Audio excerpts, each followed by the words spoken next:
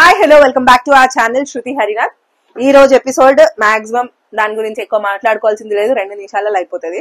So ఇక్కడ episode లోకి వెళ్లే ముందు మనం మాట్లాడుకోవాల్సింది ఎపిసోడ్ లో ఎండింగ్ లో జరిగిన దాని గురించి, విచ్ ఇస్ ఎలిమినేషన్ ఫేర్ అనిపించిన వాళ్ళు ఓకే లైకులు కొట్టి మీ ఫ్రెండ్స్ కి షేర్ చేసి మన ఛానల్ మీ ఫ్రెండ్స్ కి షేర్ చేసి సబ్స్క్రైబ్ చేసుకోమని చెప్పేసి అడగండి. కింద ఏదైనా పాజిటివ్ గా కమెంట్ చేయగలిగితే చెయ్యండి, ఒక పుష్ లాగా అనిపిస్తుంది. ఒకవేళ అన్ఫేర్ ఎలిమినేషన్ అనిపిస్తే మాత్రం అది కూడా కమెంటే చేయండి. దాని నుంచి ఇంకా మనకి కమ్యూనికేషన్ ఏం లేదు. సో నాకైతే ఐఎమ్ హ్యాపీ అబ్బాయి ఎలిమినేట్ అయినందుకు. నిన్న గట్టి కోటింగ్ ఇచ్చి ఈ రోజు ఎలిమినేట్ అంటే ఎంత నిన్ననే మొత్తం ఎపిసోడ్ అంతా షూట్ అయిపోయినా కానీ ఏదో కొద్దిగా సెల్ఫ్ సాటిస్ఫాక్షన్ అయితే ఉంది ఎలిమినేట్ అయినందుకు. నాకు సెల్ఫ్ సాటిస్ఫాక్షన్ ఏదో సాటిస్ఫాక్షన్ అయితే ఉంది నాకు. సో ఇక్కడ ఫస్ట్ ఎపిసోడ్ స్టార్ట్ అయింది.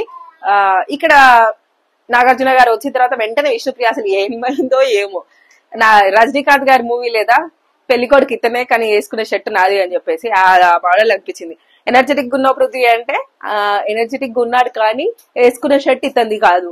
ఎందుకు చెప్పిందో అర్థం కాలేదు. సరే పోనీ, దాని తర్వాత అంది కదా మొత్తం నేనే తేడా సరి వల్ల అని, అదే ఉన్నట్టుంది. సో ఇక్కడ ఫస్ట్ సేవింగ్ చేసేసారు.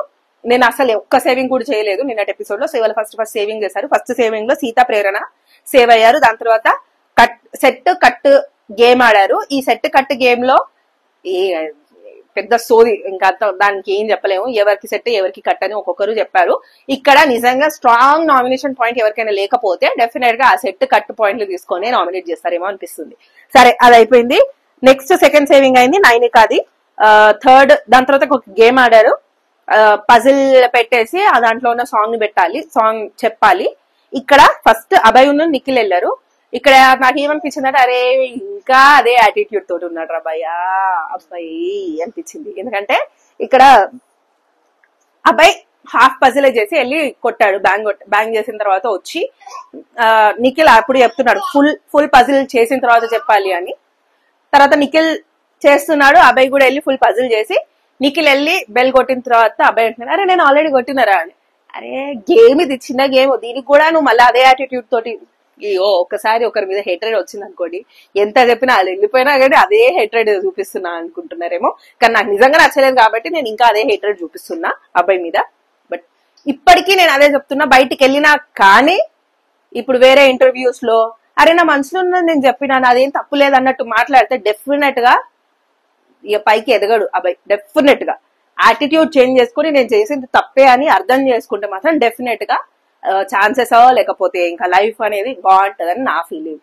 లేదు నేను కరెక్టే మాట్లాడినా, నేను తిట్టినందుకే బయటకు పంపించేసి నన్ను యాటిట్యూడ్ తోటి ఉంటే మనం ఏం చేయలేదండి. సో థర్డ్ సేవింగ్ మణికంఠ అయ్యాడు. నెక్స్ట్ మళ్ళీ ఇక్కడ సెకండ్ గేమ్ టై అయింది. టై అయినందుకు ఎక్స్ట్రా రేషన్ నా తరఫు నుంచి అని చెప్పి నాగార్జున గారు చెప్పాడు. ఫోర్త్ సేవింగ్ విష్ణుప్రియను యష్మి అయ్యింది. తర్వాత విజువల్ గేమ్, ఇది ఒక్కటి కొంచెం బాగుంది ఈ రోజు గేమ్. చెప్పుకోవాలంటే ఆ కళ్ళ గంతలు కట్టి విజువల్ చూపించి సౌండ్ చెప్పమన్నారు. ఆ గేమ్ నిజంగా బాగుంది. ఇన్ని సీజన్స్ లో ఆ దంశరాజుల కంటే ఇది బాగుంది గేమ్. తర్వాత ఇక్కడ ఈ విజువల్ గేమ్ లో ప్రేరణ డోర్ సౌండ్ బుష్ డుష్ బుష్ డుష్ అని నిఖిల్ మిక్స్ ఇవి బాగుండే. కొంచెం అది నవ్వుకోవడానికి ఎపిసోడ్ మొత్తం ఒకటే ఉంది. తర్వాత ఫిఫ్త్ సేవింగ్ లో సేవింగ్ అంటే ఎలిమినేటెడ్ పృథ్వీ అబ్బాయి లాస్ట్ లో ఉన్నారు. పృథ్వీ సేవ్ అయ్యాడు, అబ్బాయి ఎలిమినేట్ అయ్యాడు. అబ్బాయి బయటకు వచ్చిన తర్వాత ఏవి వేశారు. ఏవి వచ్చి ఇక్కడ ఐల్ బీ మై సెల్ఫ్ అని చెప్పేసి వచ్చినోడు మై సెల్ఫ్ లాగా ఉంటే ఎలా ఉంటుందో తెలుసుకొని బయటికి వెళ్ళాడు. బయటికి వెళ్ళి కొంచెం మార్చుకొని లైఫ్ ని సాగిస్తే బాగుంటుందని నా పర్సనల్ ఒపీనియన్. ఇక్కడి నుంచి పాజిటివ్ గానే ఉండాలంటే డెఫినెట్ గా అర్థం చేసుకుంటే బాగుంటది అబ్బాయికి లైఫ్. ఇది కూడా నెగిటివ్ గా తీసుకుంటే ఇంకా నేనేం చేయలేను దాన్ని. సో ఇక్కడ 3 బ్లాక్ రోజెస్ 3 రెడ్ రోజెస్ ఇవ్వమని చెప్పేశాడు నాగార్జున గారు. So first black rose Vishnupriya ఒక అడ్వైస్ లాగా తీసుకో అని చెప్పి సారీ చెప్తుంటావు ఏదైనా అయితే చెప్పకు అని చెప్పి బీ యువర్ సెల్ఫ్ అన్నాడు.